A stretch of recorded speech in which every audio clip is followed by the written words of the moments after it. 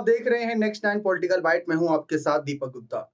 लोकसभा चुनाव 2024 की तारीखों का जल्द ही ऐलान होने वाला है, लेकिन इस बीच बहुजन समाज पार्टी के एक-एक करके कैंडिडेट का अनाउंसमेंट हो रहा है। एक-एक करके, ना कि लिस्ट के जरिए। आखिर इसके पीछे की वजह क्या है? मायावती खामोश क्यों है? क्यों उन्होंने मौन व्रत धारण कर रखा है? क्यों जनता के बीच सामने ना आकर अपने प्रत्याशियों का कैंडिडेट का अनाउंसमेंट कर रही हैं? ना ही सिर्फ मायावती बल्कि आकाश आनंद और पार्टी कुछ सीनियर नेता भी थोड़े बहुत नजरअंदाज से नजर आ रहे हैं, यानी कि खामोश नजर आ रहे हैं। आखिर ऐसी क्या वजह है? दरअसल भारतीय जनता पार्टी और समाजवादी पार्टी और कांग्रेस लगातार उत्तर प्रदेश में अपने तैयारियों को धार देती नजर आ रही है। बहुजन समाज पार्टी एक राष्ट्रीय पार्टी है। राष्ट्रीय पार्टी होने के नाते बाकी राज्यों में भी वे चुनावी मैदान में उतरेगी, ये बात साफ है।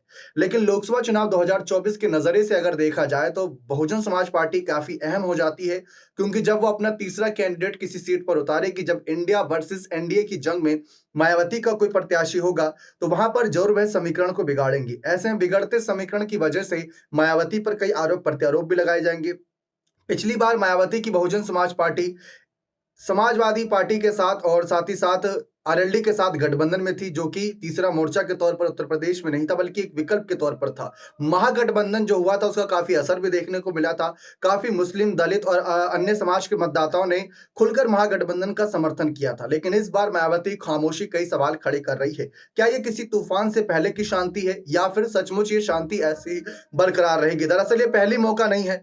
2022 के विधानसभा चुनाव की बात कर लें, नगर निकाय चुनाव की बात कर लें, या राज्यसभा चुनाव की बात कर लें, ये तीन बहुत ही इंपॉर्टेंट चुनाव उत्तर प्रदेश में हाल ही में हुए, लेकिन इन तीनों ही चुनाव के वक्त मायावती खामोश नजर आई। इनकी खामोशी पर सवाल खड़े हो रहे हैं कि आखिर मायावती चुप क्यों है और क्या वजह रही मायावती खामोशी की? क्या लोकसभा चुनाव में भी खामोश रहने वाली है?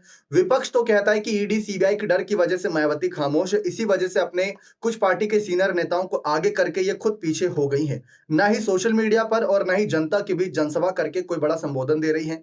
जबकि लोकसभा चुनाव राष्ट्रीय पार्टी के नजरिए से बड़ा ही इंपॉर्टेंट चुनाव है। अब देखते हैं मायावती कब अपनी चुप्पी तोड़ती हैं और खुले तौर पर अपने कैंडिडेट की स्थिति को साफ करेंगी और अपने प्रत्याशियों के लिए जमकर प्रचार प्रसार करती नजर आएंगी। बने रहे चैनल के साथ। बहुत बहुत धन्यवाद।